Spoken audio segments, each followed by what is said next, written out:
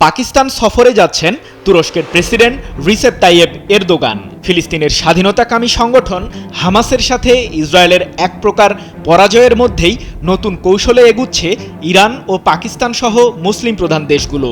মধ্যপ্রাচ্যে যুক্তরাষ্ট্র সহ পশ্চিমাদের একচ্ছত্র নিয়ন্ত্রণ ভাঙতে এগিয়ে এসেছেন রাশিয়ার প্রেসিডেন্ট ভ্লাদিমির পুতিনও, যার ফলে হোয়াইট হাউসের দায়িত্ব নিয়েই বিপাকে মার্কিন প্রেসিডেন্ট ডোনাল্ড ট্রাম্প।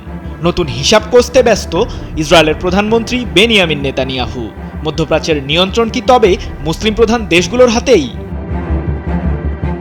ইরানকে নিয়ন্ত্রণে নিতে ম্যাক্সিমাম প্রেশার 2.0 স্ট্র্যাটেজি হাতে নিয়ে যখন বসে আছেন মার্কিন প্রেসিডেন্ট ট্রাম্প, ঠিক তখনই রাশিয়া সফরে যান প্রেসিডেন্ট মাসুদ পেজেশকিয়ান।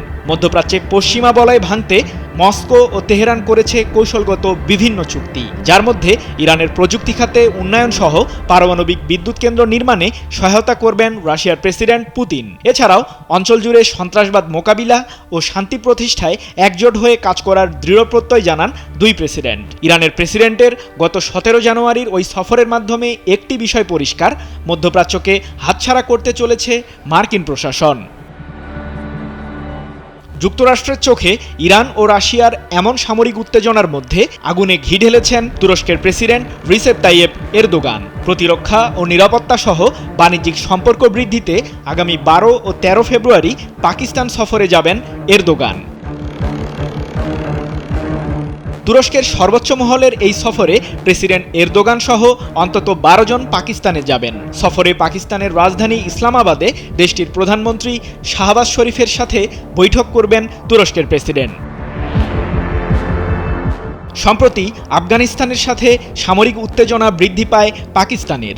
এমন সময়ে এরদোগানের ইসলামাবাদ সফরকে কৌশলগত দিক থেকে গুরুত্বপূর্ণ মনে করছেন বিশ্লেষকরা। বিশেষ করে তুরস্কের আধুনিক প্রতিরক্ষা প্রযুক্তি এবং পাকিস্তানের নিরাপত্তা চ্যালেঞ্জ মোকাবিলায় দুই দেশের নতুন সম্পর্ক প্রতিষ্ঠা গুরুত্ব বহন করছে।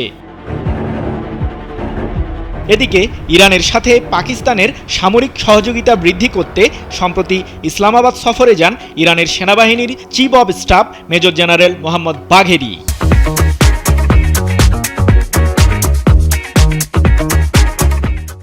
মধ্যপ্রাচ্যে ইসরায়েলের পতন আর হোয়াইট হাউসের চেয়ারে ট্রাম্পের আসন গ্রহণের মধ্যে পারমাণবিক শক্তিধর রাষ্ট্র পাকিস্তানের সাথে ইরানের সামরিক জোট বিশ্ব রাজনীতিতে নতুন সমীকরণ তৈরি করেছে।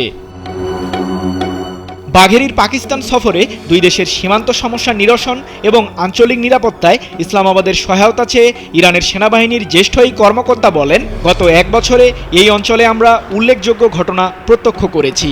সন্ত্রাসবাদ মোকাবিলায় দুই দেশের সেনাবাহিনীকে একসাথে কাজ করতে হবে। মেজর জেনারেল বাঘেরির সফরের পরই পাকিস্তান ঘোষণা দিয়েছে যৌথ সামরিক মহড়ার।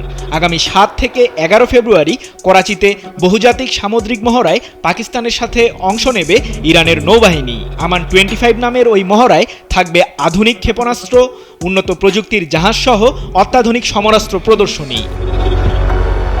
বিষয়টি নিশ্চিত করে পাকিস্তান নৌবাহিনীর কমান্ডার অ্যাডমিরাল নাভিদ আশরাফ জানিয়েছেন, প্রতিবেশী হিসেবে আমাদের মধ্যে শক্তিশালী সামরিক বন্ধন রয়েছে। সামুদ্রিক হুমকি এবং বিভিন্ন চ্যালেঞ্জ মোকাবিলায় দুই দেশ পারস্পরিক সহযোগিতা অব্যাহত রাখবে।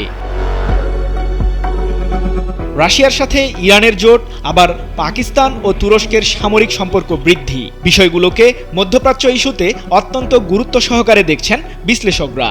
বিশেষ করে নতুন মার্কিন প্রেসিডেন্ট ট্রাম্পের দায়িত্ব গ্রহণের মধ্যে মুসলিম প্রধান দেশগুলোর একজোট হওয়াকে পশ্চিমাদের জন্য একটি জরুরি বার্তা হিসেবে বিবেচনা করা হচ্ছে। সৃজন মাহমুদ, নিউজ 24।